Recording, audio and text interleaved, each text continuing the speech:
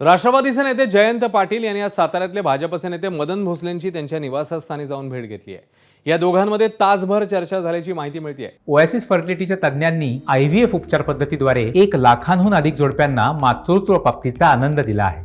मोफत appointment book करण्यासाठी आजच संपर्क साधा।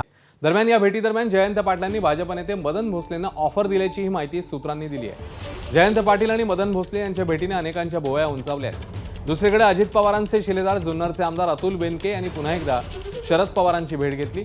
शरद पवार आणि अजित पवार हे विधानसभेपूर्वी एकत्र येऊ शकतात असे सुतोवाच करणारे फ्लेक्स अजित पवार गटाचे आमदार अतुल बेनके यांनी शरद पवारांच्या स्वागतासाठी लावलेले आहेत। त्यामुळे बेनकेंच्या डोक्यात नेमकं काय शिजतंय अशी चर्चा जुन्नर विधानसभेत रंगलेली आहे।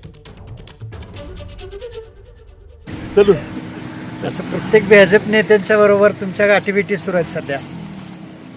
सगळे मित्र आहेत माझे। एबीपी माझा, उघडा डोळे बघा नीट।